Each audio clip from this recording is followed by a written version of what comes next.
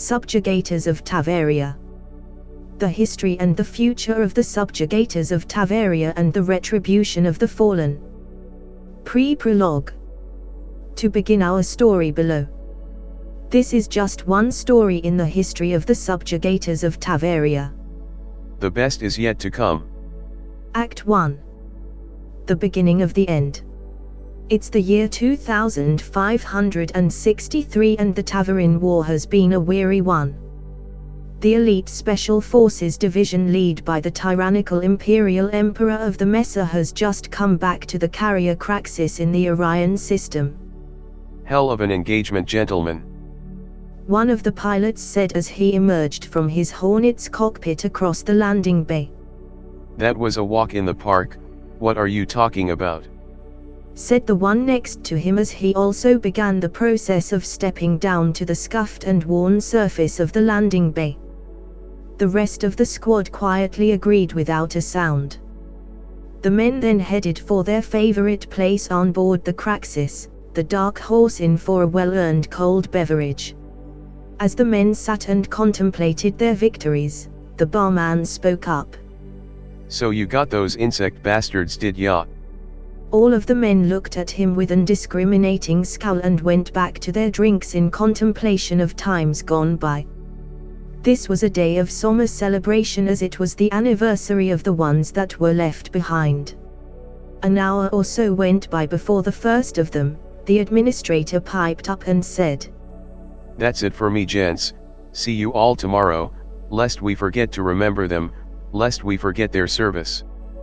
The rest of the men then lifted their heads and simply cried out "Hurrah!" in consolidated unison. They will be remembered, they will be immortal. Soon after, the rest of the men exited one by one as they finished their drinks at the Dark Horse Inn.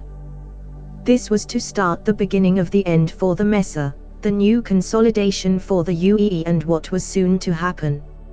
Lights out. Part 1 of 4. 2 weeks had gone by and the men hadn't been called out for a single mission, not even an escort for a cargo or scientist protection run. Ghost Squadron, aka the Ghost, being the hot-headed Scotsman he is, decided to play a prank on some of the men in the squad by pouring a bottle of 100-year-old scotch into everyone's flight boots the night before, as to stir the squad into a frenzy of accusation and aggravation to create some kind of entertainment by breaking the boredom that they were all enduring. A few moments later, a mission comes over the loudspeaker. Survey and scouting mission is now on the board. All of the men started stumbling over each other while opening their mobigless HUDs to accept the mission. Mission accepted. Came over the loudspeaker. All units report for duty at 1500 hours to the flight deck. The time was 14:30, so the men raced to their separate barracks to get kitted up. One after the other. Fuck. What the hell? Are you fucking serious? Why waste such good scotch? Whoever did this is going to get a serious beating. They all looked at each other with accusatory looks of intention. One after the other screaming out. Don't you dare fucking look at me, I didn't fucking do it. All but the Ghost had taken their boots off, changed their socks and put new socks and boots on. In the frenzy, no one had actually noticed that the Ghost had only put one set of boots on at this stage. All of the men then raced down to the flight deck. While they stood there readying for their briefing, they began bickering with each other as to who to lay blame for this stupidity, and that this could have been a real mission, and that they will all be asking for a court-martial to be placed on everyone once they get back from mission.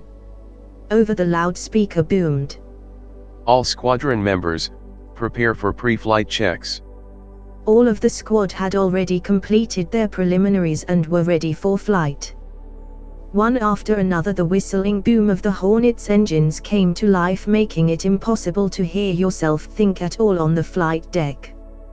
Then, with another booming call out over the loudspeaker, All flight staff leave the launch zone. Then repeated in succession. All flight staff leave the launch zone. Over the headsets in the cockpits a resounding crackle and scratch.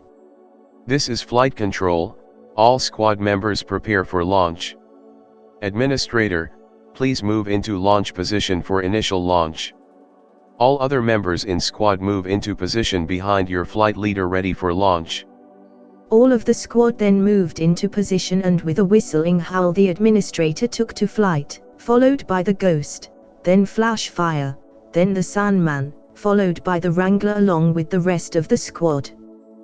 The smell of avionics fuel being burnt was overwhelming as the squad with an almighty roar launched with great speed and agility into space one after the other. Once the last of the squad had taken off, the bay door began to close. A few of the deck crew stood on the flight deck and watched as the Hornets entered into quantum and disappeared from their sight. Soon the bay doors were closed and the flight crew went back to their duties. Lights out. Part 2 of 4. We have reached the coordinates, flight control. The administrator rang out on his headset. Flight control, do you copy? Looks like we're out here on our own, gentlemen, you know what to do. Ghost, go ahead and scout and we'll hang back and wait for your report. The administrator called out. In a thick Scottish Glaswegian accent. Why is it always me that has to go find these goddamn crickets first? You have your orders, now stop fucking around and action them. Roger, heading out. 13,000 clicks, see you on the bright side of the moon, gentlemen. The administrator proceeded to give everyone in the squad a brief on their responsibilities within their roles and what to do in the case of a conflict commencing. The squad all reeled at having to listen to this for the 3 millionth time, and most of them simply turned their headsets off as to not gain a headache from hearing this same crap again. 5 or so minutes later, over the headsets. "Och, no nasties here, flight leader, come to my position, the skies are clear." Or so the Ghost thought. Little did he know that a Vandal raiding party had been listening into the radio chatter and with their universal translators and were putting together a devious plan of attack. They were planning an ambush. They knew of the mining operation on Hades 1. In the Hades system, where there were ruins of an ancient civilization. Where there were clear signs an intergalactic war had taken place in past with species we had no knowledge of. Had just discovered some extremely rare trilithium deposits. Clearly Messer's forces weren't as secure as they had obviously thought, as this was a top-secret mining operation. As the squadron all fell into formation from around the dark side of the planet, code name A34B in the Orion system, emerged a hulking hull packed to the brim with containers. Alongside were some mercenaries. 4 gladiuses and 1 saber, obviously their flight leader. That had been contracted to escort the cargo to the secret location for handover to the Messer Secret Ops forces to then hand over a go for refueling. The administrator took a closer look at the saber, then noticed quite a bit of damage to its right wing. The administrator then hailed the saber with no designation to investigate what had happened. No response. 60 seconds went by and a crackle and a hiss came across the headsets of all of the squad. Well, the ones who had their headsets turned on at least. Then in a pained and mournful voice. "I'm bleeding out, I need immediate medical attention, I'm dipping in and out of consciousness, please direct us to the closest support vessel and tell them we're on our way and it's an emergency, I'm dying here." The administrator then had to make an executive decision: save the merc in the Saber and his flight crew in the Gladiuses, or continue with the mission. Moments went by. "Yo, administrator, what's the hold up?" Sandman and Flashfire had turned their headsets back on after having them turned off, had only just switched them back on to find out why we were waiting still. They were then met with the full brunt of the administrator's wrath. "Did you fucking idiots turn your headsets off again? For fuck's sake. We have a merc in the Saber bleeding out and he needs immediate medical attention. Our mission, if you had fucking listened when I was explaining it when we got here, was to protect the Hull D at all costs. Even to the value of your lives. And as I can see, none of you give a flying fuck about that." The entire squad then apologized. Then the chatter began. Everyone had a theory as to how to move forward. The administrator then muted everyone and screamed out, "Shut up. This is what's happening. The administrator then went on to explain to the mercs, that if they follow this flight plan exactly in line with the one we had taken, that would get them back to the coordinates of the Craxus. The Craxus won't have any records on your ship numbers, so make sure you power down your shields and weapons as soon as you enter the system. If they had registered them prior to taking the mission on, there wouldn't be any concerns. Most mercs never register numbers as to stay anonymous. Go in slow and they will see the damage to your ships and allow you to land. Remember, power down weapons 1 light year out from the Craxus, otherwise you will show up as a bogey on their long-range scanners while you make your final approach. Good luck, gentlemen. Squad, get into formation and let's fall into escort formation, up top and either side and under to protect her belly. Do all of you morons have your headsets on now? The squad then popped off one after the other and then proceeded to fall in formation around the hulking Hull D. Lights out. Part 3 of 4. 2 hours passed and nothing on the scope. Looks like we have some free skies, gentlemen. Piped up Sandman. Yeah, but keep this on point, gentlemen, and keep your eyes on target, the administrator said. Moments later, a crackle and a hiss screams over all of the squad's headsets. Through the universal translators comes a message. We are your rulers, you will power down your weapons and shields and come to a full stop. We are here to take what is rightfully ours, we are taking the Hull D and there is nothing you can do to stop us. If you fight back you will surely perish under the might of the Vanduul Imperium. With a scratch and a hiss the transmission ends. Over the headsets, the administrator calls out in a calm and structured manner the engagement protocols and the squad breaks from formation to form a phalanx toward the aggressors. Lasers, ballistics were firing and flying everywhere. Metal plating was flying everywhere, blades from the Vanduul ships were being separated from their ships' hulls left, right and center. Moments later. Comms check. The administrator calls out. All squadron members call out your status. All members called out their call signs one after the other, damages minimal across the flight group. Hull D. Calls out the administrator. Hull D status. This is the Vanduul, we have taken control of the bridge, we are victorious. With a snarl and a growl in its voice. Then radio silence. Scratch, chirp, white noise. Hull D reporting that all systems are in operation and all services are ready for transport, sir. The headsets then break out into an array of chatter. What was that? Someone said, another. Must have been an echo off the dark side of the planet. Another said. I'm not sure. The administrator then took control of comms again and gave the directive to form up on the Hull D to continue their escort back to the Craxus. What happens next is what still has us wondering to this day with what happened that day. Lights out, part 4 of 4. Soon after the Hull D was docked with the capital ship Anala, which had just quantumed in shortly before the Hull D and the squadron had made it back to the Craxus, static radio chatter rang out across both the Craxus and the Anala. Both captains thought it's just space interference and the matter was quickly put aside to make preparations for the incoming Hull D and its extremely valuable cargo. Over the comms. This is the administrator coming in for clearance to land. Clearance granted, please head to the Craxus for repairs, we have a welcoming committee awaiting the Hull D and its cargo. Well done, gentlemen.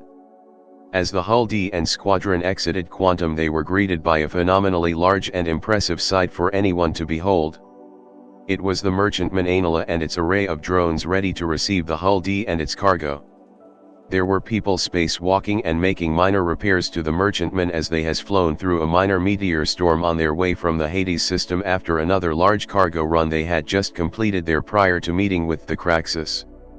MiG welders sparking off here and there, it looked like a Christmas tree of light against the dark murky depths of the space surrounding it. What a sight to see in such a desolate place amongst the stars. The squadron was then met by the emerging support crew from the Craxus, the Red Squadron, who were their counterparts and in equal position to the Black Squadron in almost all aspects of skills and training. These guys have been through as many scrapes as the Black Squadron had in past, each had saved each other's backsides too many times to count, Who better to be their support than them? With the emergence of the Red Squadron all off the squad side, a collective sigh of relief as they came in for final approach on the landing pad on board the Craxus. Once the squad had exited their ships, not a single word was spoken the entire time at the Dark Horse Inn. There was also a somber feeling in the air, like someone had died. The men all sat on their usual seats and ordered a beverage each without even looking at the barman. A new voice then rang out from behind the bar. "Hello gents, I'm Braca, you can call me Bar King." Rodi piped up. "Where's the other moron who usually serves us?" He had a very scenic trip." Bar King replied. "What kind of fall?" Rodi replied with. "Let's just say he's visiting a nice part of space this time of year and leave it at that." Then Bar King turned to polish some glasses behind the bar. The Wrangler then piped up. "No great loss anyway, you better be better than him or we'll send you on a spacewalk too." The Bar King then smiled and turned back to polishing his glasses at the bar. An hour went by again and the men didn't even mutter a word, especially about the thing that happened on the flight. Once again the administrator called it a night and the rest of the men also peeled off as they always did until there was no one left. The next morning after a restful sleep, the squad woke up to their boots still reeking of alcohol that had now dried into the leather and soles of their flight boots. Now the investigation of which complete asshat that had done it could begin. Over breakfast they all looked at each other with a wanting intention as to who they thought the perpetrator might be. Not a word was spoken until someone's spoon hit the floor. With a cling and a clang they all watched the spoon come to rest, pointing with its handle directly at the ghost, and with a smirk on his face got ready to rumble. The fight consisted of food trays, food, forks and knives, fists and feet and everything like you'd see in a Western bar brawl, but instead with elite fighter pilots acting like children in a play yard. By the end there were cuts, bruises and even some broken ribs. All of the men were then carted off to the medical ward to get treatment. The beauty of modern-day medicine is that these are healed up with a few strokes of a Medipen and some nano-gauze, fixing up broken ribs like new in moments. Most of them had successfully knocked each other's lights out. And they all pretty much had concussions to nurse for the next few days. A few days went by and the squad began to have nightmares about the Vanduul torturing and imprisoning them. They all put it down to the concussions or something that the Bar King had put in their drinks the night before. The months ahead might explain everything if you have what it takes to find out, that is. Time. Weeks had passed by and mission after remedial mission had gone by. Arguments and fights had come and gone within the squads, including an accusation made by an officer with one of the Red Squad supposedly stealing some socks, which ended up in a formal investigation. I know, right? Socks. When space is safe and you don't have to be concerned for the hide on your back, life becomes a little elementary and minor things seem to become the end of the world. This was until the day the Vanduul struck. Outposts across all of the systems were all of a sudden being raided by the Vandal landing parties and being wiped out in the middle of the night. The next day the video feed showed encampment after encampment, outpost after outpost smoldering with smoke still billowing from the charred corpses on the ground in front of their homes. The structures had all been demolished to their foundations, and for what? These were civilians, innocents, most of them miners and settlers, and scientists just exploring the universe. Something had to change. The Messer Emperor needed to take action against this meaningless death and destruction. Though this was clearly not the case for the crew of the Craxus. Our mission was to hold our ground in this system and ensure we had supremacy over all we surveyed, as this is very important space for the Empire's needs, supposedly. But why? The system has a military base on one of the planets and a semi-secret installation on one of the moons that the Craxus shared transmissions with on a daily basis, but nothing out of the ordinary. So why the imperative need for such elite squadrons to have their skills wasted in this sector of the universe while innocents who needed our help were dying? They were dying by the cargo hold load. It made no sense. Who were we to argue the choices of the mighty Emperor of the Messan Empire? Weeks and months went by. The nightmares had ceased to be so regular for the squad. the men had started to develop quite a bit of a drinking habit thanks to the fantastical stories the Bar King would tell them story after story while the men drank themselves into a stupor every couple of days. This was clearly financially beneficial for the Bar King but not so good for the squad members that had developed a taste for the Bar King special brew, which must be at least 80 to 100 proof aviation gas just watered down a little. Then one day in September came the announcement. We were shipping out to join the biggest battle to date, the Battle of the Elysium system. This was our calling, this is why we exist. Called out the administrator. Shortly after he fell to the floor, out cold in pool of his own piss. The ghost had done the usual and had already passed out on the floor and had shit himself while passed out on the floor. The rest of the men cheered and jeered and also began falling off their seats as well. This special brew really had its desired effect. Even though they'd been drinking this stuff for a while now, it was clear there was no way of building up a tolerance to this shit. It was toxic but carried great profits per glass, and hey, it's business after all, right? The others, all belligerent, fell to the floor soon after, passed out cold.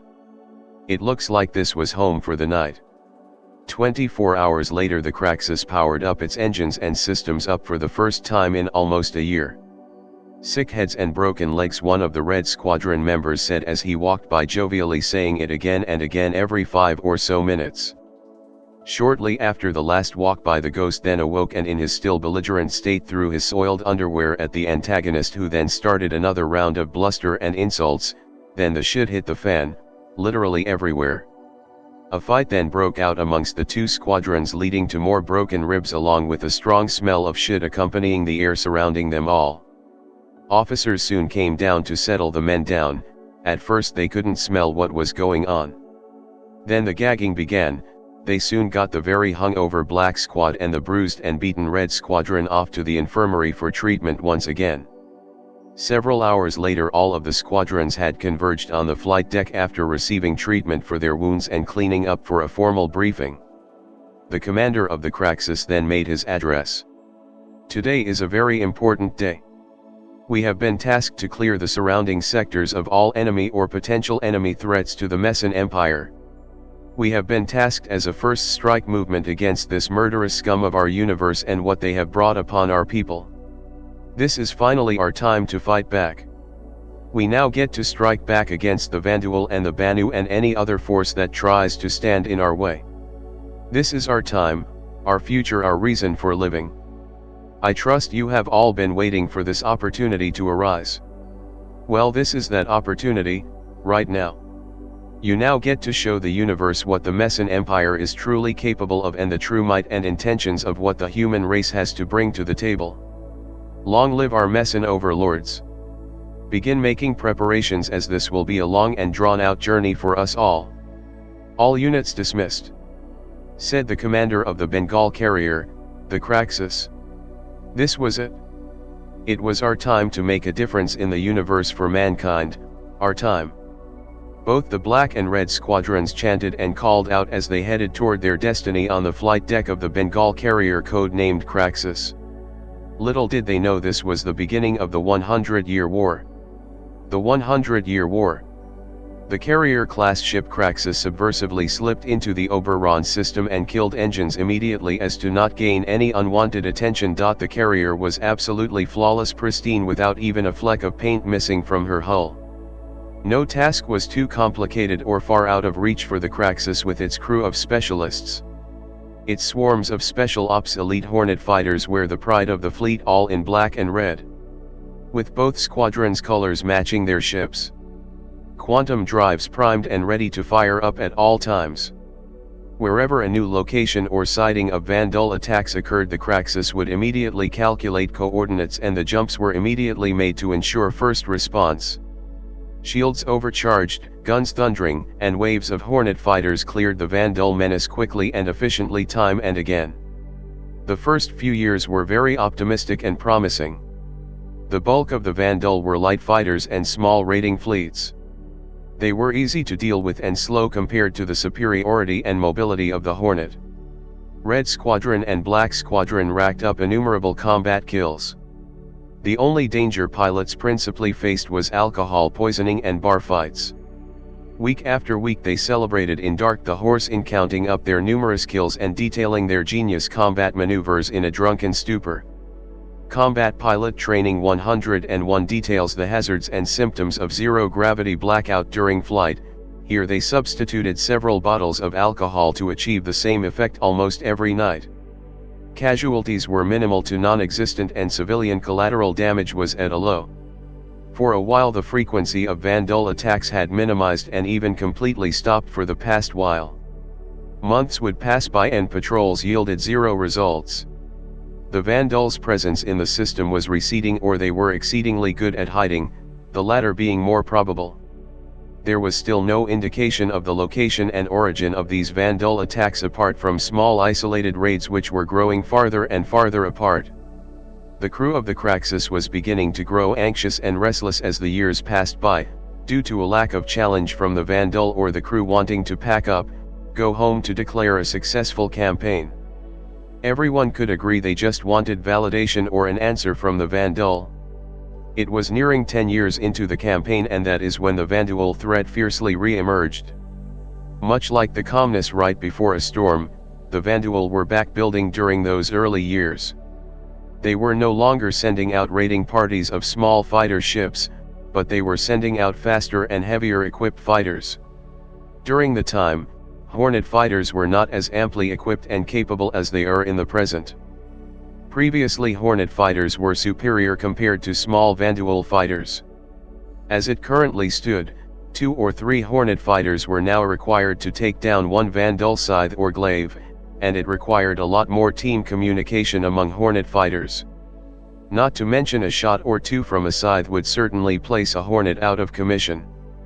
The Vandal also got into the habit of attacking supply lines, with stronger and stronger fighters and increased frequency of raids from the Vandal.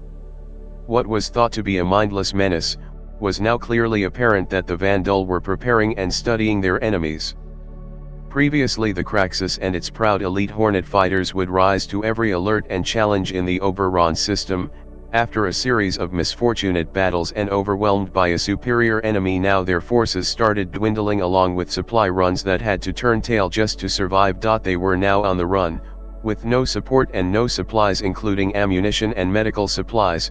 Things were looking grim for the Messin forces. The Craxus sat and waited patiently in the darkness and the never-ending cold in the uninviting space surrounding them.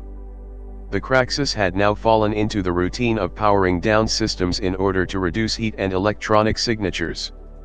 Engines were just powered up enough to keep jump systems readily available. It seemed the Craxus was beginning to quantum to new sectors every few days now just to avoid the Vandal patrols. The tides had certainly turned. Repair personnel and drones were working around the clock keeping the ship intact and clearing up spent ordnance. Supplies were always in short supply or absent. It wasn't unusual to send out a Hornet with a missing wing or a reduced weapon loadouts. The Hornet was completely outclassed, and 15 years into the campaign Moonwalker was Kia. This took a heavy toll on the squads, as he was always the greatest of optimists and would help even the most down and out through even the darkest of times. He was one of the Yellow Squadron anti-boarding specialists and was always a favorite of both the Yellow and Green Squadrons. As the years slipped by and the imminence of what was soon going to have to be a reality for the Messer, we were beginning to lose the war. With every engagement we were losing more and more ship. Our Green Squadron was consistently performing double shifts to keep up with the wounded and the head physician along with the other wing of Cutlass Red Wings. Doc. Were at their wits' end. Sleep wasn't a luxury they had, but they had trained for this for many years at the academy prior to being part of this living hell. They had been conditioned and desensitized to all of the gore and horror of war already, and were mentally two of the toughest people any of us knew. We were running low on all medical supplies, as a Mercy ship had come from Earth with supplies only a short time earlier but had been intercepted by the dreaded Vandal Kingship. Designation unknown. We heard the transmission on the annual Memorial Day. It was over so quickly. The fact that it happened only one day prior to the yearly memorial showed that the Vandal were more of a force to be reckoned with than we had ever thought. Some said it was just coincidence, but others, including officers and captains, knew better. This was the beginning of a psychological and tactical war. Things were about to get completely out of control and they knew it. Secret transmissions were sent to the moon base far more often and the encryption was becoming more and more complex to decode. Something was happening that even the elite special forces of the Messin Empire weren't privy to. A second Mercy hospital ship made it through 2 days later and supplies were finally made available along with green and yellow squadron reinforcements as well. Something big was about to happen and this was a perfect indicator to show for it. The Tevarian war was still going alongside our war here. How can they afford to reinforce us? How? Then it came. D-Day is what we called it. This was the biggest conflict yet. 2 months earlier a Banu carrier stocked to the brim with spices for transport was accidentally misidentified as the Vandal King ship and before the Banu could effectively communicate through the universal translator they had on board, one of the Yellow Squadron Greenhorns had laid down his entire complement of ballistics and managed to hit the only goddamn fuel pod on the entire cargo hauler, which resulted in the ship exploding as the spices were extremely flammable for some reason which caused questions to be asked as a result of the aftermath. Why and how? The problem being is that they had sent out a distress beacon signal prior to blowing up. This now brought the Banu into the fight as well. Things were initially covered up. As the days passed the more senior leaders thought it would be best to finally release the information so that the entire fighting force was ready for the nightmarish reality that they were about to enter into instead of surprising the dwindling forces and that remained had earned that right by now as well. In the hours prior there was an air of weariness that was then replaced with anger and tension across the fleet. Everyone was now on high alert, kit up and waiting to get into their ships ready for engagement. No one could sleep, who could at a time like this? Hours passed by, hours turned to days and then at 2:30 HRS on a Thursday the first of the Vanduul appeared on the edge of the sphere of engagement. Then the Banu fleet like a swarm of locusts one after the other dropped out of quantum. Across the Messer fleet rang out in a frenzied jumble of voices.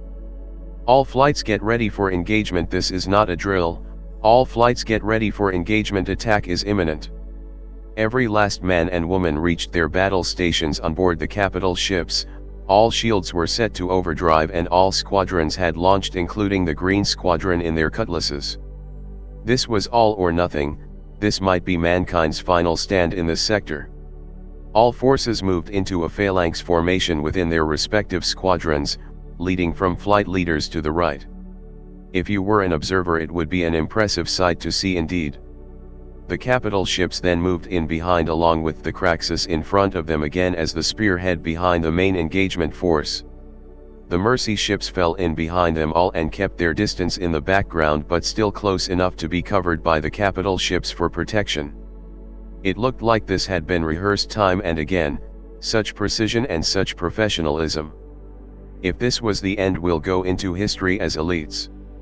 The Banu first sent out their most heavily armored ships with their fighters behind them for protection, not a tactic the humans had ever seen before. The Vandal then flanked all squadrons including the newly implemented Wardens which in its own right were now the equal to the Glaive and more. It was an even fight for now but with the strafing attacks from the Vanduul broke the phalanx to a point, but the squadrons then formed up closely on each other's wings and kept formation while the black and red squadrons took out with great malice against the wraiths at the same time taking very heavy hits, but this was what their jobs were. Both red and black squadrons had devised a new strafing run technique where the black squadron would go in, engage and then run, making the glaives follow them firing with everything they had. Then the black squadron would cruise out. In the meantime the red squadron would then fall in behind and take out their engines, making them completely ineffective and pick them off with the 1000 cuts approach where they would then fly in and lay everything down, then they could cruise off again and come back in for the final blow alongside the black squadron. This with 2 or 3 fighters doing one run each dispatched them very quickly and effectively. The Banu then engaged the main offensive. Though we were losing forces left, right and center still. The captain called out over the entire battle fleet comms. You are all elites, you have this, keep pushing the offensive, we have to, we must survive. Black and red squadrons, what are your damage stats? Both squadrons reported back. We've taken losses, Captain, but we're still well in the fight. The Green Squadron is getting our squad members on board now. 0 casualties, sir. The captain then said to the 2 squadrons on a private channel. You need to hold the offensive. We are losing far too many forces as it is. You need to stop any additional forces from reaching the main engagement zone. If they break, though, we are finished for certain. He then went on to explain to them it has been an honor to fight with such specialists, the likes he had never experienced in his entire 80 years of service in the Messin Imperial Navy. Thank you for your service, ladies and gentlemen, it's been an honor. The Ghost then called out in his thick Scottish accent. Fuck that, Captain, no offense, but we're winning this regardless of what you say. Right, everyone? Over the headset, all that was heard was a distorted "H-O-O-O rah-ha-ha." Then radio silence. The squadrons turned their headsets off. The black and red squadrons then did something that no one had seen before. They moved into a checkerboard-like formation, black, red, and so on. At full speed cruised straight toward the Banuya heavy ship. Not even looking to engage the fighters from the Banuya. Banuya plating started flying off here and there, absolutely all over place, like a Christmas present being torn ravenously open. The formation was only separated for a moment at a time once a massive plasma blast came through from the Banuya ships and their defenders. The weapons on the Banuya ship were heavy as could be, but not very accurate, and their ships not very maneuverable. The black and red squadrons took full advantage of this weakness and used it to its full capacity. Soon fires were appearing all over the behemoth mothership. The squadrons were flying with skills not ever seen before by any of the fleet. The witnesses of this, to their great hopes and joy, felt if this was our final stand, this would how we would be remembered. One of the capital fleet captains remarked at the helm over the comms channel to the battle fleet of his unconscionably large Javelin destroyer. All was going to an unplanned plan. Actually, both squads had been going over these maneuvers for months, and this was the perfect time to show a consolidated approach to teamwork in their finest moment. What a way to go down in history, right? Strafe run after strafe run left the behemoth in a completely incapacitated state in the space it inhabited after about 15 minutes of non-stop death by 1,000 cut strafing runs by both squadrons, acting and moving as one spectacular force. The other squadrons were busy trying to dodge heavy cannon fire from the Banuya's heavy fighters. Losses, though, including the new wardens, were taking a considerable toll on the fleet, and the effects of fighting two fronts at once was becoming alarmingly apparent. The Banuya and Vanduul then sent one final wave. They were a coordinated force, or so we thought to begin with. One of the Banuya heavy fighters were limping their way out of the sphere of engagement when a Vanduul glaive squadron came in and picked it off, and then began to attack both the human and Banuya forces simultaneously. What was happening? Weren't they a combined force? Obviously not. This gave the human forces something to hope for, or at least for us to hold on for that little bit longer, so we could go down in history fighting against two fronts, and to end with a melee of weapons fire, plating, engines and bodies from all sides being strewn across the battlefield in a glorious end. As the losses mounted and the effectiveness of what little remained of the Hornet squadrons with ordnance dry, simply now just trying to pull ships away from the capital ships by laying down whatever laser fire they still had. Although it didn't do that much, it was enough to entice a number of Banu and remaining glaives away long enough for some very well-aimed turret shots to make some miracle hits to either disable or incapacitate their ships enough for the remaining Hornets to finish them off however they could. The Wardens had proven to be an extremely valuable asset when dealing with the Banu and have helped keep us alive till this minute. Then the utter and unexpected final elite attack. The Banuya elites launched from the capital ship. As what few ships remained were cleaning up what was left of the previous wave, but we were hurting bad and we would not survive this final attack from their elite forces. As the Banuya slowly came cruising in, like a cat stalking its injured prey. This was it. There was no way we could survive 20 elite Banuya heavy fighters plus their undamaged capital ships. The end was near. As the Banuya formed up into battle formation, there was silence across of what remained of the fleet, Green Squadron Wing 1 and 2 furiously picking up ejected souls and saving every life there was to save, still doing their job regardless of the inevitable outcome. True humanitarians to the most elite of levels. A truly inspiring and heartbreaking scene to watch from on board the capital ship's bridge and viewing windows. The engagement begun. Ships torn to pieces in seconds, the last two black and red squadron leaders now left from this first onslaught now having to take on these elites gave it everything they could. But they were like mosquitoes against their ships and were mostly ignored the entire time they were feebly attacking.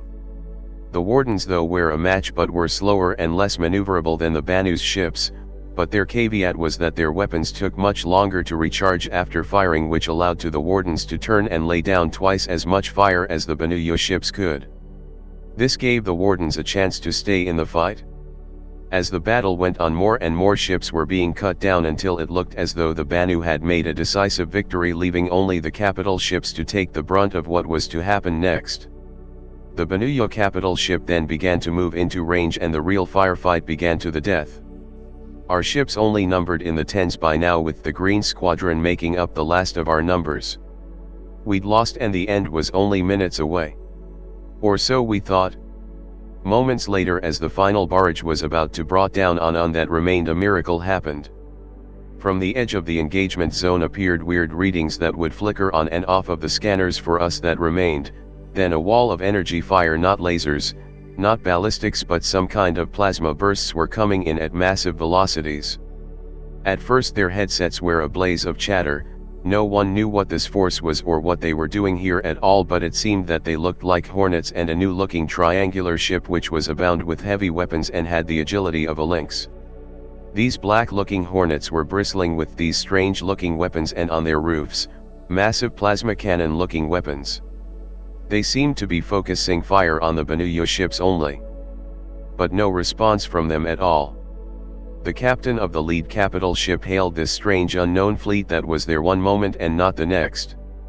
"Unknown force, please state your intentions." Moments went by and the engagement was really beginning to heat up. Banu ships looked as though they were unable to target these ships at all and were taking pot shots in their general direction instead. The captain ordered all remaining forces to not engage the unknown force at all costs. Who remained was barely hanging onto their seats by the stage and began returning to the Craxus for repairs, or at least to survive the onslaught. Then the force returned one single message over comms to the fleet. "We're here to help, we'll take it from here. Dock and leave the engagement zone, your fight is over." Then silence. All of the ships then headed back without question. It wasn't like they could disagree anyway. The unknown force was now in close combat with the Banu ships, cutting through them like a hot knife through butter. One after the next exploded with such brilliance you'd think it was New Year's Eve fireworks on Earth. The remnants and hulks of the Banu ships lay there floating in space, some with their pilots still in their seats frozen in their last pose in the eerie coldness of space. Some were drifting toward the capital ship's bridge along with countless Vanduul and human bodies. Yellow Squadron had been busy taking out boarding party after boarding party of both Vanduul and Banu and had taken heavy losses, including a majority of the fresh Academy reinforcements that had only come to us days earlier. Arms, legs and torsos along with plating, shield generators and engines were strewn across engagement zone. It was a living nightmare. The worst part was when the corpses hit the shields. Being in overdrive, they first cooked then exploded each time one by one. They also reached the Craxuses and capital ships' shields. Such a horrifying sight. The unknown force, not having taken a single hit or anything, then headed in the same checkers formation that the black and red squadrons had run earlier with great speed toward the Banu capital ships. From nowhere, wave upon wave of Vanduul light fighters began to drop in out of quantum, like a plague of locusts. There was no way even this strange new force could fend them off and take down a capital Banu ship. That would be preposterous.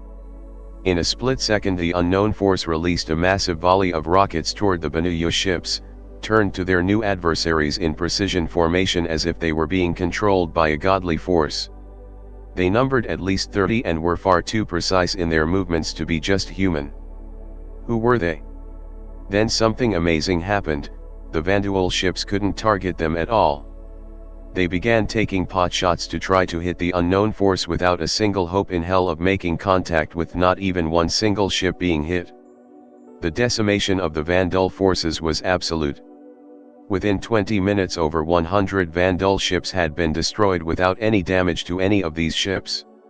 Not even a chip of paint was missing. How was this possible?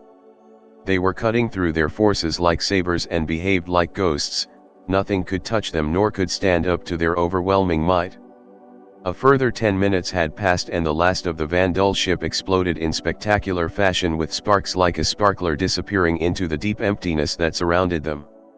The Banu capital ships, which had been largely ignored after the initial missile volleys, due to the Vanduul coming in such vast numbers, had both lurched to one side and were venting atmosphere from both sides of their ships into space. Escape pods had just begun firing off left-right. Emergency readings appeared on all scanners. The center of one of the Banu capital ship's reactors showed on all scanners across the fleet that it had begun to go into overdrive and looked like it was about to explode. This would in turn create a massive shockwave in its wake, which would take out our remaining fleet in the process. A call to the unknown force went out without any reply. They had simply just vanished. Over comms. Did anyone see where they went? Anyone? All ships responded with, just vanished from our scanners, can't detect anything. The captain of the capital ship then began barking orders over the comms system to all ships. This is a general retreat. All forces lock on my coordinates, that goddamn Banu ship is about to go. Supernova. Strap in, we're getting out of here, we'll meet back in the Orion system, go, go, go. The entire remaining fleet spooled up their quantum drives and locked onto the captain's coordinates. All of the capital ships, including even the Kraxus, had spot fires and smoke drifting out into the cold murky darkness surrounding them. They were all worse for wear in every way. This was simply a miracle, and that we had not lost a capital ship the entire time was a testament to the elite skills of all of our pilots, medics, and especially our Yellow Squadron, who stopped wave after wave of boarding parties boarding any of the capital ships. Not even an airlock breach. Cannon fodder in the meantime was sitting in complete dismay for the sight of all of the bodies of his marine pilots, strewn everywhere around him, with others reeling in pain and bleeding to death slowly, with medics no longer in green but now bright red, the same color of their cutlasses, with blood and innards strewn across their suits. They were still tirelessly performing superhuman feats and miracles of life-saving, even as outside the ships had just engaged quantum, which made movement much harder. While in transport they were still there until the very last man and woman, saving lives. The messer wouldn't have given them a medal for it, no. This was just their job and they were trained damn well to do it. Cannon fodder just sat there in awe, thinking he'd lost his entire squad, but thanks to the elite skills of these medics and doctors had they managed to save almost every damn man and woman in his squad.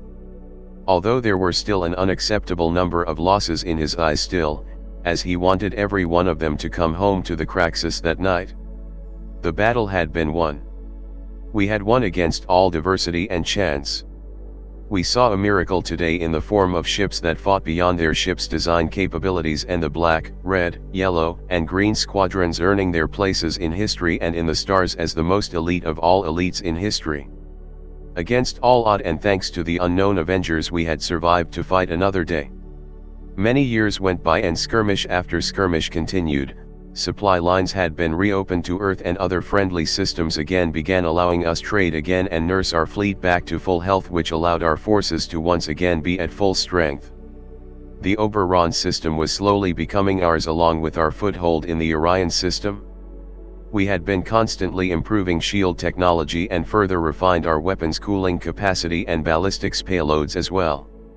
We were able to take a beating and be right back out the next day for more. The stalemate continued for another 40 years until the day we heard that the end of the war was nigh.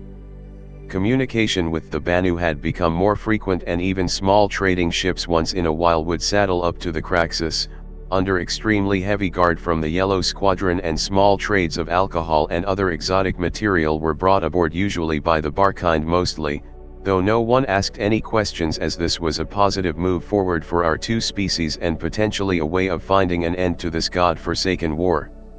Times were becoming easier than usual now, and there was a new optimism in the air. A nervous but optimistic hope was now there though, and that's what mattered. Act 2. The Resolution. The Messin Emperor had organized a universe-wide address to all of the forces in all of the affected sectors across the entire universe about a major accomplishment achieved by our forces between the Vanduul and Bunnu forces, a potential end to the 100-year war. Today, ladies and gentlemen, is the anniversary of 90 YRS in this war. We have bled and lost lives to ensure the human race's survival till now. We have some historical news to share with you all. Today is the day of peace with our Banu cousins. As you know, we have been working to find a resolution, to find a means of peace with this race of traitors. I am pleased to inform you all we are in the final hours of negotiations, though be aware the Vanduul are also aware of our intentions toward the Banu, and all stations, squadrons, and turrets stay in high alert. Make sure you stay on point, be ready at a moment's notice to enter into fierce engagement with the Vanduul at any time. The Supreme Messer Fleet Commander and Emperor then said to the entire of what now remains of the human forces in Oberon and Vega systems intersecting system around Solar in the Virgil system between the Vanduul and Banu space/jump points in Oberon. Our hopes and our futures are with you, ladies and gentlemen. Make us proud, show the universe the strengths that the human race has. Show them we will always win, and to end petty disputes through subjugation or peace, the human race will always prevail. We are the natural owners of all we purvey. Show the Banuyo that we no longer mean them harm, and that we are willing to tolerate their existence in peace and no longer war. Show them our humanity and patience, show them our humanity. Hours went by with all of the forces, especially the now battle-hardened and weary Black and Red squadrons. With the Yellow Squadron in dismay as they took up positions around the capital ships to ensure no Vanduul raiding parties would try any backdoor boarding maneuvers, whose parents have passed and been replaced by their sons and daughters over this never-ending struggle for survival. Their entire lives have been dedicated to this one task and this one task only. They didn't know anything but war and how to fight as elites. Nothing else mattered to these, the lucky few that have survived the untold horrors and life-extinguishing events that so many of their comrades during this attack and defend ongoing living hell that they called life had fallen by the wayside. Now there was an end, a potential to stop the death and destruction, but they were not made for this. Their whole lives since the day they were born have come to this day, and no one told them about this. What was to become of the elite special forces of the Craxus? The Messer Emporium had started to show cracks in its leadership, but we put this down to war and the time and the blood spilled to get us here. It was acceptable to see that the strain had affected even them. But something had changed, something was different. The last son of the Messin Emperor was born sterile and unable to have children. The beginning of the end for the tyrannical, psychotic, and downright bloodthirsty rule was coming to an end. Little did anyone realize that this was the beginning of the end of the Tevarian War and the start of a new era for the human race. But what was to become of these elites, these special forces of the Craxus carrier? Would they still have a purpose other than cleaning up what Vanduul that remained in the sector? Then what? Peace. On the flight deck, both the Black and Red squadrons looked at each other in dismay and bewilderment. Their mother and fathers had battled for an entire lifetime for what? An empty end to their existence. What was to become of us, they thought while hearing these words as they boomed across the cold, scuffed surface of the flight deck. Was this it, and what was to come of the special forces of the Craxus? Several hours later the beginning of the resolution began. Both the Messer forces and the Banu elite forces, being shadowed by both the Black and Red squadrons, crept out into the amnesty zone to begin negotiations. It seemed like hours and days had passed by as the high-tension negotiations took place in the middle of this cold and uninviting place amongst the stars. Every finger itching to press the trigger, complete and utter states of raised awareness. All ship scanners working to full capacity, including a strange new prototype based on the Hornet, had also taken up residency on the outskirts around the negotiations. They were ships that didn't show up on any scanners, but we knew they were there as they had announced their presence to both the Messer forces and Banu respectively. The ships didn't have designations, and not even the Messan Emperor was aware of their existence. Over the stillness of space a crackle and hiss came across the headsets of all Messer and Banu forces. "We have a resolution," one diplomat said, then through the universal communicators. "You have peace with us invaders, we look forward to a profitable future with your race, now go in peace and leave the Vanduul to us. Your battles are elsewhere, Humayans." Then complete silence as the diplomatic envoys separated and headed back toward their respective capital flagships. Someone then piped up over the headsets and said, "Where are the Vanduul? Why haven't they attacked? This isn't right," said another. "Nothing, nothing at all, not even any radio interference, nothing." Both envoys soon entered their flagships safely, and both the Messer and Banu peacefully extracted themselves from the system. Over the coming weeks nothing had been heard about any Vanduul attacks anywhere in the universe other than some skirmishes with pirates and other minor events. Was the war truly over? Was it real? Was there an end to all the bloodshed from a simple meeting? What are we to do now? The transition. Several months have gone by and nothing, not a single thing has happened on the Vanduul front. The transition. Several months have gone by and nothing, not a single thing has happened on the Vanduul front. Not even cargo transports are being harassed by scouting parties, and there is real and lasting peace in the universe for the most part. Back on board the Craxus, I'm happy to report that things aren't as calm as elsewhere in the universe. "Boy, you fuck, you stole my shoelaces," said Kraken. "What the fuck are you talking about, you space junkie?"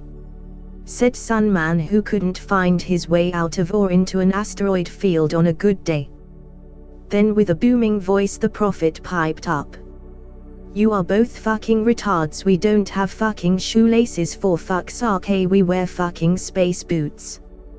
Then from the background a voice calls beckoningly, "Come to the bar, gentlemen of the Red Squadron, and try my new special brew." The rest of the squad all overheard the commotion and the call from the barking and obliged the request to head toward the bar upon the Craxus. The men sat in their usual seats down the bar from where the Black Squadron usually sat. Part of the reason was because their area smelled faintly of piss and shit due to that sick fuck Jup ghost who usually would drink till he pissed and defecated in his pants before either falling off his seat or staggering his way off, leaving a trail of shit and piss in his path. "Fucking dirty goddamn Scotsman," said Kraken. "Do you remember the day he threw his shitty underwear at me? Dirty twisted fuck." The men then broke out into uncontrollable laughter. "So that's what the smell was," said the barking. "I thought I smelled shit when you walked in." By this time the squad was in such hysterics that most of them had fallen off their seat onto the floor in tears of laughter, not being able to breathe, they were laughing so hard. It seems times were good and nothing could faze them, which put a smile on Barking's face for the first time in ever. Once the motley crew had got their shit together and had settled back on their seats, the Barking had already placed his newest and finest brew yet, chilled to perfection, in front of each of them. "Try this," he said, "but you might want to hold your nose for the first mouthful, trust me you will need to. My best brew yet." He then, with a giggle and a smirk, then turned around to go back to what he always did, and that's polish his glasses. A few hours went by and the women and the men fell even further into a delirious stupor, playing bar games and pushing each other off stools for a laugh. Then Supernova piped up and through her slurred and delirious speech called out, "Hey barkeep, what do you call this wonderful nectar of the stars?" The Barking then simply replied with his back turned to the shenanigans going on behind him, "Well, I named it after you obviously, it's called the Supernova." Supernova then looks at the Barking for a moment with drunken lust, they came to her senses and jumps the closest squadron member and sticks her tongue down his throat.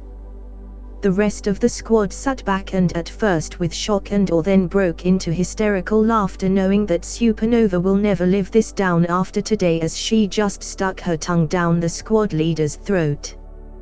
Cricket Killer lay there on the floor with a smirk on his face while looking at the rest of the squad in blissful satisfaction.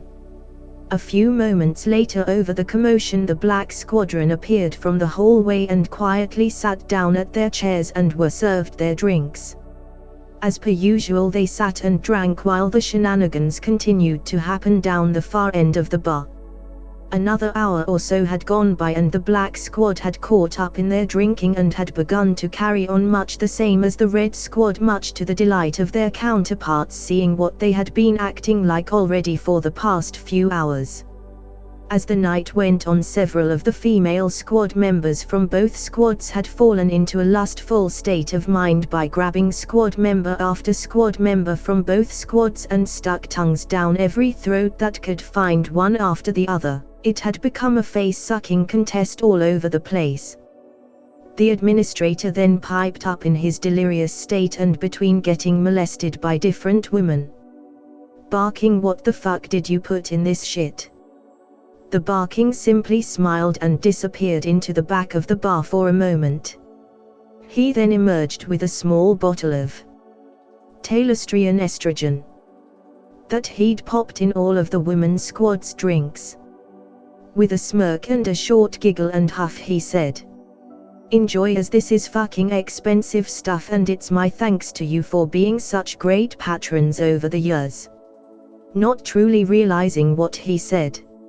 A short time went by, maybe 30 minutes or so, and from the well-lit hallway a slender figure in a white coat with black slacks and shoes, a badge and pens in his pocket in a pocket protector, strolled into the bar while intensely focused on a hollow pad with an image on the screen, too engrossed in what he was focusing on to notice that he unwittingly stumbled into the Dark Horse Inn, was then shortly afterward confronted by the Wrangler, the impertinent bastard he was.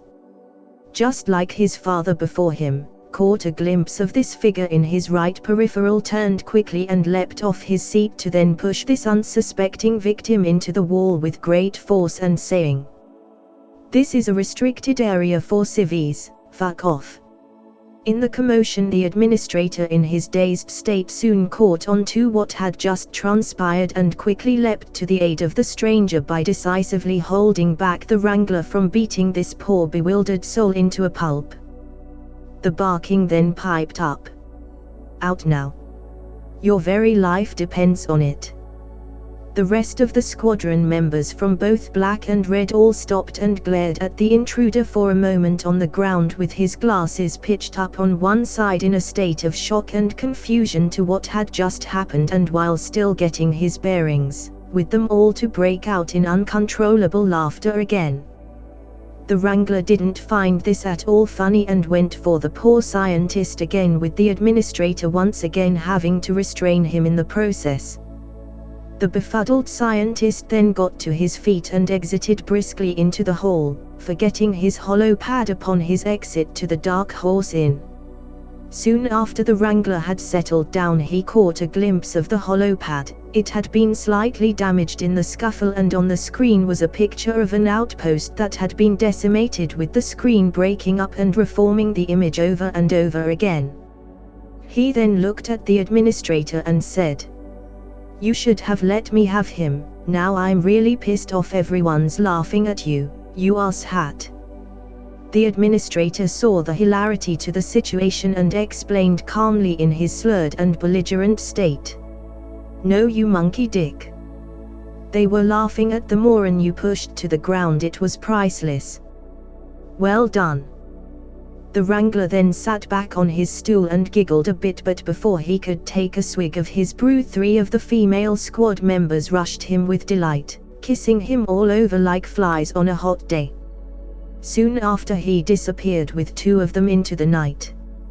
Through the course of the night, Flashfire had been keeping to himself, which was unusual for him, but due to the brew being served, no one was really aware. He spotted the slightly damaged hollow pad and, being a Mr. Fix-It type, got it working properly again. He then started looking at the logs on the pad and had realized that the scientist was actually studying insect DNA, specifically neurotoxins that can cause damage to the nervous system, and this was the last entry into the log prior to the events of earlier in the night. This gave him an idea, but he didn't want to share it with everyone tonight, and let's face it, his cognitive reasoning skills weren't really up to the task either by this time of the night. The night soon came to a close, with women and men in the lounge area all over each other, passed out or still going at it in the dark corners of the Dark Horse Inn, late with more than just face-sucking going on, but let's leave that there. We have to leave certain things to the imagination still, right? The administrator was one of squaddies still going at it, by the way. The ghost was on the floor, passed out, and this time hadn't soiled himself but was out cold. Sandman was in the corner with another of the women sucking face, and Cricket Killer was still going strong with a few of the black and red squads at the bar. "What a great night," one of the guys in the dark recesses of the Dark Horse Inn said while engaged in blissful delight. Another at the bar then passed out where he was sitting and fell to the floor with a mighty thud. The barking, still polishing his glasses, then called out, "Everybody finish doing what you're doing. Yes, you couples over there too, and fuck off out of my bar, you bunch of drunken bastards."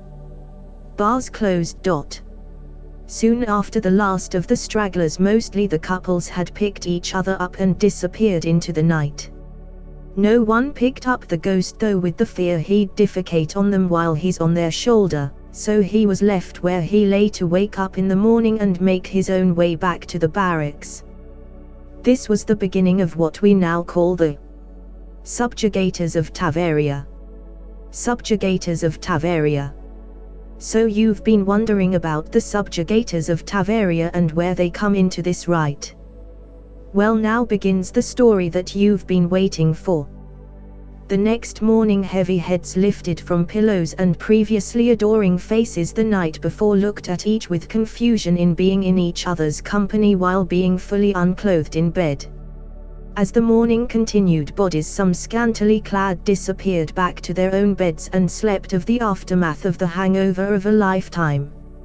Later that day, slowly the mess hall filled. Heavy heads and churning bellies sat at their usual seats in absolute utter peace to slowly consume the food on the trays that had been provided to them while in line. Later on that day, the ghost finally woke up on the floor of the Dark Horse Inn to only sit up to then bang his head on the closest bar stool possible. Thanks to the barking LOL, to then fall back to the floor again. While in his stupefied and barely cognitive state, the ghost rolled to his right side while holding his head in pain to then see he was lying in a puddle of bright yellow piss against the pristine white floor. He was lying only to see through the stars in front of his eyes, a hollow pad flickering in and out with the picture of the decimated outpost with smoke rising from the charred corpses still on the screen.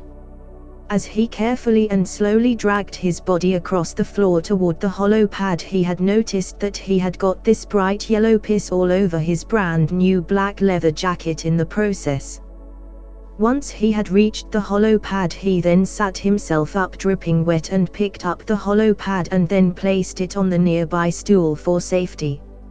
He then pulled himself up with the aid of the side bench on the wall to a shaky and sturdy standing position to take a closer look at the hollow pad. A few moments passed as he gained his bearings. He then sat momentarily on the stool next to the one with the data pad and had a moment of rare brilliance. He then looked over to the bar to see that the barking was nowhere in sight. He then slowly made his way back to his barracks with the hollow pad in hand. After a long shower, the ghost got some clean clothes on and with hollow pad in hand headed for the mess. He sat down with his head much clearer now and slowly consumed the food on his tray. While eating, he saw some corn kernels in what he could see the shape of a Hornet fighter, and in his left peripheral could see the decimated outpost still flickering in and out on the display. His concept of thought then came full circle. Subjugators of the Tevaran War. He screamed out in him moment of epiphany. No one was there to hear his moment happen though, and not a sound rang out in return. The ghost then continued to eat his food and shortly after drag himself off to bed to sleep off the remainder of his head-splitting hangover. The next day both of the squadrons were called to a general staff meeting on board the Craxis. Ladies and gentlemen, today is a sad day indeed. The captain called out in the mess hall of the Craxis. The Tevarian war has come to an end. We are all that remains of the active forces in the region. On this day, the X-date, we have lost our glorious Messan Emperor who has passed away at the grand old age of 163 years. The Mesa Empire is in disarray and there is a new government starting to form. I have just got wind that the final elections took place yesterday. They call themselves the UEE, the United Earth Empire. They have chosen diplomacy as the new structure of law, and we, my fellow elites, don't fit into this new existence that is forming around us. We are of a time gone by. We are obsolete in the eyes of the UEE. A dirty little secret that they don't want to know about anymore. As of today you are all honorably discharged from the ranks of the Bengal-class Hornet carrier, code name Craxis. I wish you all well in your future endeavors. We will be docking at Area 18 for final disembark in 24 hours.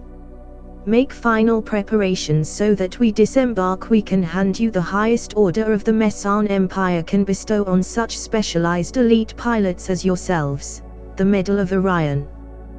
This is awarded to you all as we have gained and lost the finest marines, pilots, medics and scientists in the universe over the past 120 years of service upon this fine vessel.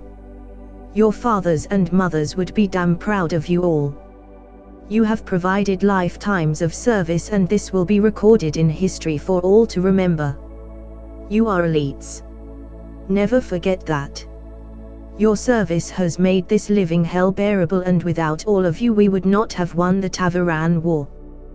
With a heavy heart and an even heavier soul, I wish you farewell, as this will also be my last flight as captain of the Craxis also. We have all been disbanded with the end of the Tevaran War coming to its final hours less than 24 hours ago. I am your captain and you are elites. It has been an honor for my father and myself to have served with you for the time we have. Hoorah! All dismissed. The captain said with tears welling in his eyes and heavy heart left the mess hall with his shoulders low and his heart even lower. Silence was all that could be heard in the mess hall. Faces in complete dismay and disbelief slowly extracted themselves from the mess to their living quarters to begin the process of leaving their lives behind. All that were left after were the black and red squadrons, sitting in silence, heads down at their table in contemplation. The ghost piped up in the overwhelming silence with a single statement. Subjugators of Tevaria. The squads both looked at him with confusion and despair in their eyes. The malfunctioning hollow pad then appeared from within the ghost pristine black leather jacket and placed it in the middle of the table for everyone to see. The first to say anything was the administrator. So what, it's another decimated outpost. The ghost then went on to explaining the events of the days gone by. He then explained that now we were no longer set squadron groups, we can still be part of something important, a way of honoring our dead and having us live on as a group of elites, mercs, or guns for hire. While this was going on, one of the yellow squadron came back in to pick up his black leather jacket that his mother had left for him as a gift for when he had left the academy to join the Craxis. It was worn old and scuffed but still held great importance to him still, as this was part of his lineage and what made him remember through all of the blood, guts and violence of the past years why he fought for the Mesa and what in part kept him alive this whole time. Sat in the back of the mess hall and listened into what the ghost was speaking about. Once the ghost had finished, and with overwhelming agreement from both squads that the subjugators have just banded together officially, he piped up and said, "My name's Mikey, aka Cannon Fodder," and that he was the Yellow Squadron leader and wanted to also be a part of this elite group with his squad involved as well. Both the Black and Red squadrons looked at each other for a moment and with silent nods of agreement then welcomed him as part of the newly formed Subjugators of Tevaria Elite Squadron. Cannon Fodder then said, "Well, we are symbiotic with Green Squadron, as they are the ones to always patch us up every time we've been in battle, and can they join as well?" Everyone agreed, as they had also been saved while being ejected into space from time to time during the 100-Year War, and they were there thanks to the Medics Squadron as well. Cannon Fodder then thanked both of the squadrons and left briskly to inform his squad and that of the Green Squad of the news. The now newly formed Subjugators of Tevaria then headed for their respective barracks and began the process of packing for what would be their last official mission to Area 18. The next day, the Craxis, there was quietness in the air, as you would experience on a ghost ship, with solemn heads hung low and tears flowing across the decks. Not even the Dark Horse Inn had a single patron either, though the mess hall was an array of chatter with all of the Black, Red, Yellow and Green squadrons in deep conversation into what the Subjugators of Tevaria actually stood for. Then with a heavy voice the administrator piped up, Okay. This is what is happening," he said. "The Subjugators of Tevaria will all have black leather jackets. The patch will be this. You will have this on the center of the back of your jackets as a patch of the elite group we are now. You will also have this on your upper arm of your jacket as well, so that you can be seen as a Subjugators of Tevaria from any angle. You will still keep your pips on your shoulders in gold notating your ranks. We have begun a new era for us, the disenfranchised, the forgotten. We will now live on as elites of a very special order. No one will threaten us, no one will know our story. Our motto will be, you cannot battle the Subjugators of Tevaria. The Subjugators is never alone. It is always accompanied by other, more violent and much more aggressive Black Ops specialist. All of which are accompanied by even more and more looking for blood. If you see a Subjugator of Tevaria, shut down your engines, shields and weapons and hope that the Subjugators you come across don't put you on their list of things to put into the ground today. A death by 1,000 bullets and laser blasts is a direct result when dealing with the Subjugators of Tevaria. If you have gained our warrant for retribution, start making your will now. You have been officially warned. You will also paint your ships with these decals, squadron color specific. This will ensure our enemies see us from miles away."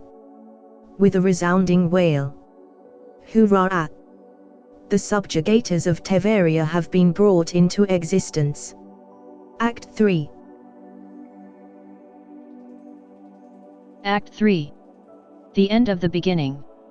It's been almost a year since the last day on the Craxis, with tears and a melancholy of joy and sadness amongst the crew once they had reached Area 18 for the first and last time on board the Craxis.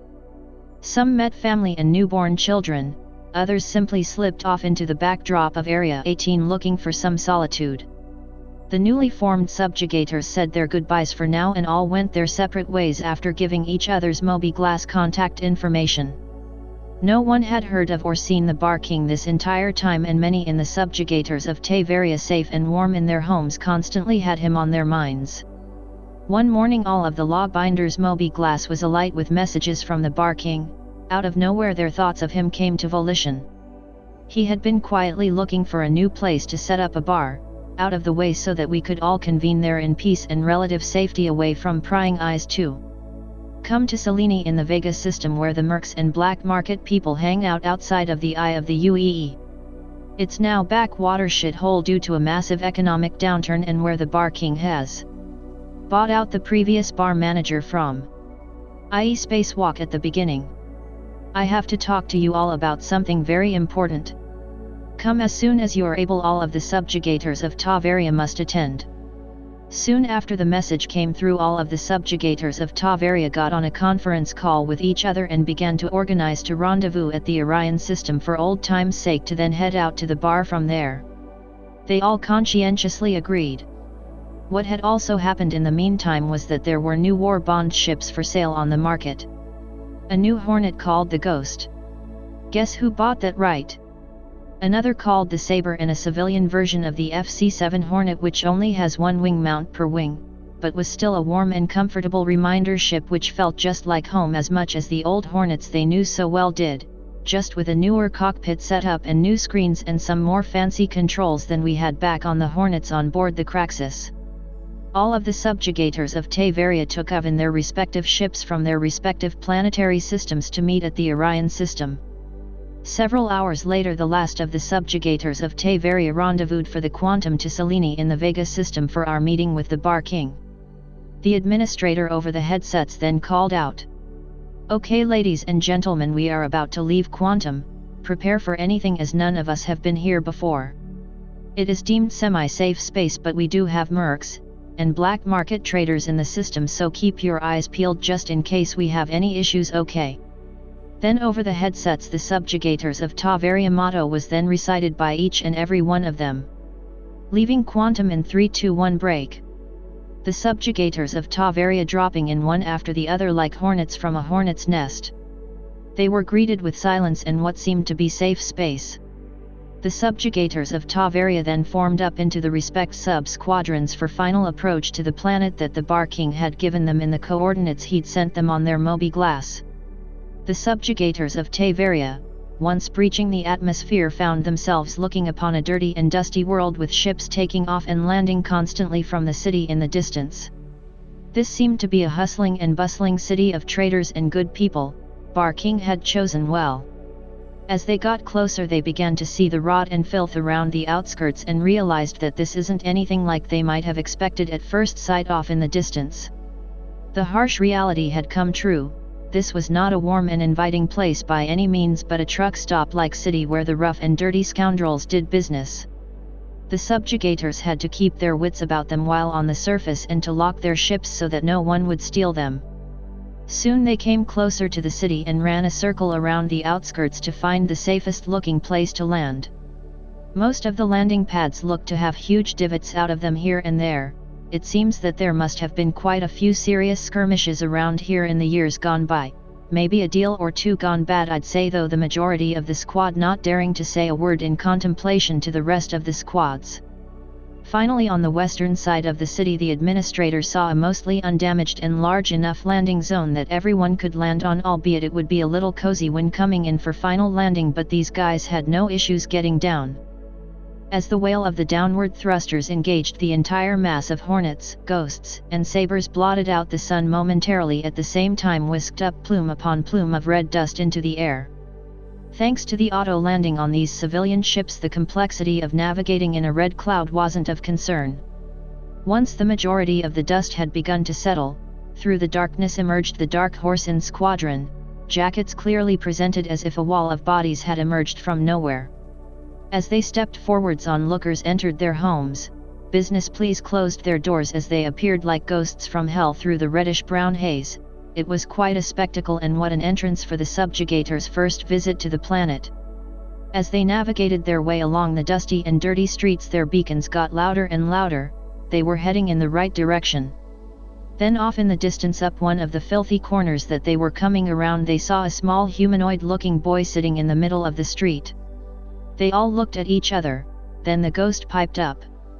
"Wait." He then explained this was a Kale Ryan. They were once a big issue in the Hades system. They look and act like human children and even sometimes mimic crying also. "Let's take another route. You'll thank me later." The subjugators then agreed and went the long way. About 15 minutes later they finally got sight of the Backwater Inn. Most of them thinking, why that name? As we know, the Bar King, this wasn't a decent amicable purchaser of bars, and this was probably the same case here. The subjugators of Tevaria entered the bar to see the bar king in all his drab and uninviting splendor said.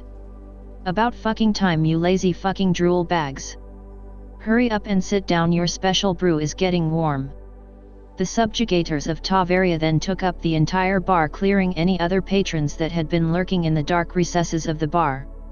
As this clearly wasn't a by chance event and there was already enough trouble on the street around the city as well, so they exited quite hastily, leaving only the subjugators of Tevaria behind. The first to pipe up was Sandman. So what's the big deal, Bar King? What's the big news you have to tell us? In his accent? Well, ladies and gentlemen, I have the story of a lifetime to tell you, but first drink up. I won't be polishing any glasses today. But first have a drink and I'll begin after the next round. Soon after, the first round went down pretty quickly as the subjugators were parched from the dry and dusty dirty air in the inn city they had just been walking through. One after the other entered into an slightly hallucinogenic state, not enough to incapacitate them but to put them into a state of suggestion. The next round was then poured and the story began.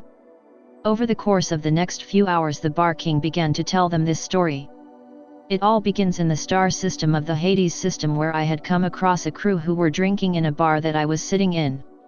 They were talking about a covered mission they weren't meant to talk about with some very special cargo on board, and that they had taken a break from loading to have a drink because it was taking much longer than they had anticipated due to the amount of paperwork and other red tape that the Messer Secret Service was making them fill out, let alone the loading procedures they wanted the cargo loaded in. It was just so bureaucratic and time-wasting, and that even they who were the crew didn't have a say in anything. This was official business and the directions were to be followed to the letter. Otherwise it's military jail for us all. I know, right? One said. Military jail, what the fuck? What were we hauling the cure to death or some shit? Another one said jokingly. The Bar King spoke up and asked if there was space on board the flight so that he could get a lift to wherever they're going. The men spoke amongst themselves quietly and said, "Sure, for 500,000 UECs. Jokingly, the Bar King said, "Yeah, no problem. When are we set to leave?" The men sat back in disbelief for a moment. "Are you being serious?" One said. "Yes, of course. I want to leave this shithole behind and go on an adventure if that's okay with you." The men then instantaneously said in unison, "Payment up front." So the Bar King put on his Moby glass and transferred the funds with a condition on the transaction that they would be released in full upon arrival at the end location, but the funds were in their accounts on hold already. The men both looked at their accounts immediately. Both had 500,000 UECs each in their accounts on hold. The men then told the Bar King to finish up his drink and accompany them to the loading dock for boarding. Soon after, the Bar King was on board the Hull D, heading for what he was to find out was the Orion system, escorted by some recently hired mercs that frequented the same bar that they had just came from. Several hours later the Hull D left the mining port on its journey into space, shadowed by the mercs who kept close proximity the entire time. The Bar King then went on to tell them the story of how he became the Bar King of the Craxus and how he met your mothers and fathers before them. He then stopped in mid-sentence.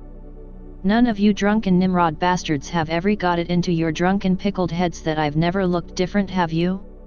I knew your parents and now I know you. Have any of you ever stopped even for a second to think of how that is possible?"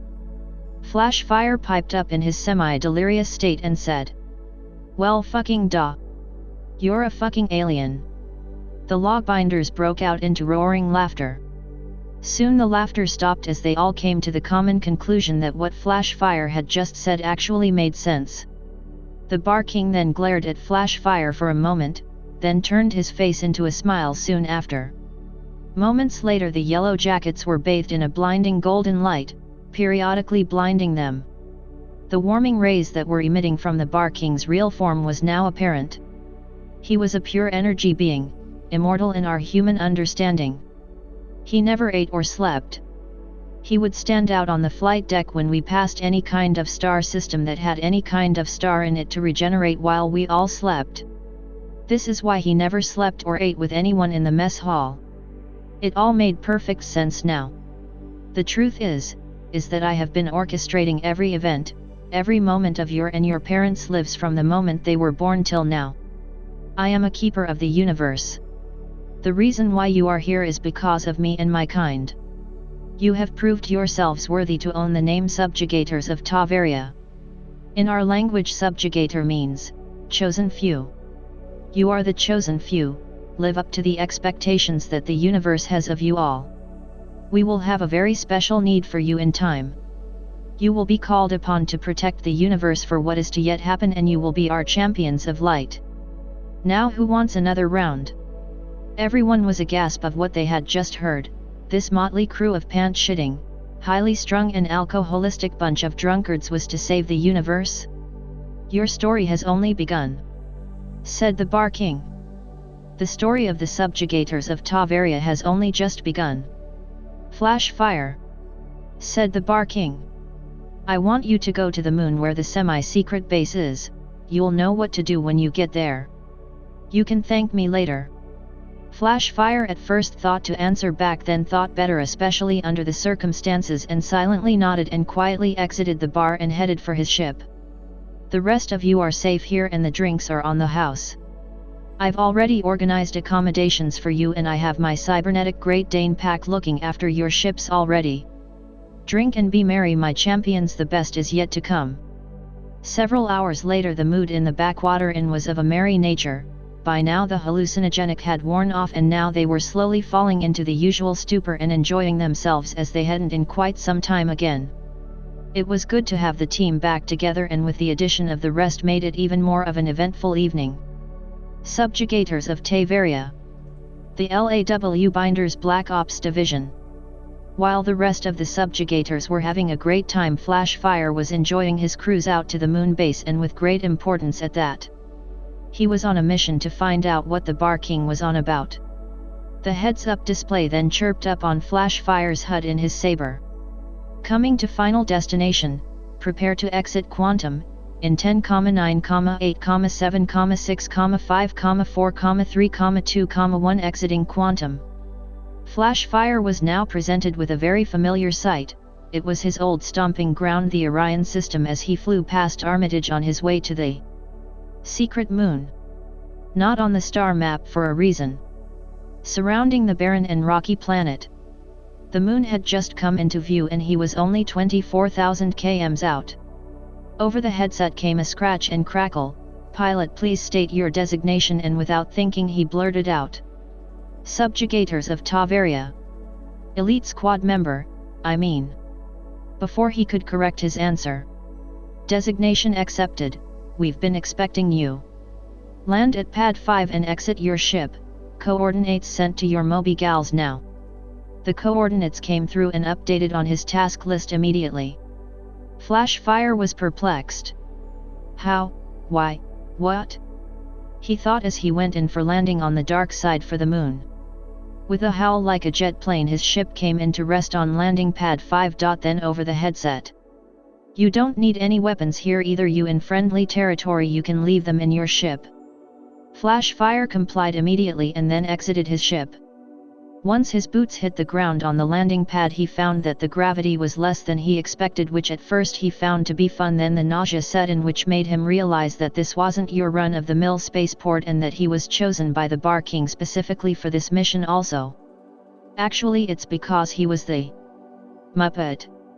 To open his mouth and ruin the climax of the story the Bar King was telling at the Backwater Inn. Soon to be renamed the Dark Horse Inn. But someone would have had to go anyway, and he was the one who put himself in it and was selected. He slowly made his way over to the installation, which was bright white against the dark and murky backdrop of the cold and uninviting space that was above him. It was quite a sight to see, with its hulking buildings with smooth precision cut edges, like the entire installation had been handmade, like someone working clay on a wheel. Very impressive, he thought to himself while fighting the nausea at the same time as he entered onto the base. There were symbols on buildings left, right and center, but no writing. He followed the directions on his Moby glass, which led him to one of the hulking white smooth-looking buildings, which was separate to the rest and from his perspective a little larger also. On the front of the building there was this symbol, which was slightly different to the others. The others looked like this. The other buildings had this symbol. though the building that the coordinates took flash fire to had this symbol instead. He then followed the coordinates to a door that seemed to be just part of the wall with a narrow seam around it outlining the shape of a door. On the right was a fingerprint recognition panel, so he put his hand on it and the scanner audibly said, "Subject verified, welcome flash fire, go on in you're expected." Flash fire then entered the door that seemed to have melted into the wall almost seamlessly. Inside it seemed to larger than what he had seen from the outside. He was then met by a gentleman in a white coat and glasses holding a hollow pad, much like the one the ghost had brought the mess hall that day and that he had also fixed in the Dark Horse Inn that night. "Welcome Flash Fire, great to have you finally here. Now I know you probably have a lot of questions, so I'll take you into our induction room and we'll get started straight away." Flash Fire didn't bother to mutter a word and simply followed the man in the white coat into the room ahead. It was also bright white like everything around them. Not a speck of dirt in sight. It was quite a pleasant change from where he had just come from hours earlier. He sat down and a video began to play. Food was provided along with a nice cool glass of milk to go with it. He watched the film to completion, then the lights came back up. This had explained everything. This was the base that the Craxus used to talk to every day, and this is where the Ghost and the Saber were made, and that also explains that day during the 100-year war when we saw those ships come in, lay down some massive fire and then disappear again by the end of the battle. They were prototypes. Everything had come down to this day. This was it, Flash Fire thought to himself. The gentleman then re-entered the room and said, "Welcome home Flash Fire, now you understand. We have always been there behind the scenes helping the pure light beings. They had contacted us many thousands of years ago in the year 2014 when the Earth was still very much at war with itself before the first attack from the Vanduul in 2763. They came to our aid and have been guiding the human race ever since. The Messer were an unfortunate but much needed transitional leadership archetype for us to use as part of the evolution of the human race until now. Yes, the pure ones also orchestrated the entire of their rule as well. They made the last one sterile to ensure an end to their existence and tyrannical rule. The human race is now ready for Phase 2, the elimination of the Vanduul Imperium. And this is where the Subjugators of Tevaria come in. You were all genetically selected by the pure ones, so were your parents and their parents before them. Though you and your fellow Subjugators are special, you are part pure ones. Have you noticed that from time to time the Bar King has put certain things in your drinks over time? That you all had a raunchy night once? Your children are already incubating for the next phase, Phase 3, the final stage of our success story for the human race, and you have the Bar King to thank for all of it. The pure ones have a special story they need us to complete it for them and to ensure we are finally able to live in peace in the universe with the other races in relative harmony in future. Congratulations, you are one of the lucky ones. The rest of your squadron will be informed tomorrow once they have woken. They will meet us here then. By the way, Flash Fire, his real name is Elysium the Worthy in our language. Later on one day in the future you will all need to thank him personally for the gifts he's bestowed upon you. We are known simply as Tested Ops. You have been one of our elite squadrons in training until now. You and your fellow Subjugators of Tevaria are now officially part of our elite squadron program for the Tested Ops research wing of the Messan Empire. Congratulations, you and the rest of the Subjugators of Tevaria have passed the Tested Ops to enter savage torment and be deemed worthy. You have been initiated and your quarters are this way. Welcome home.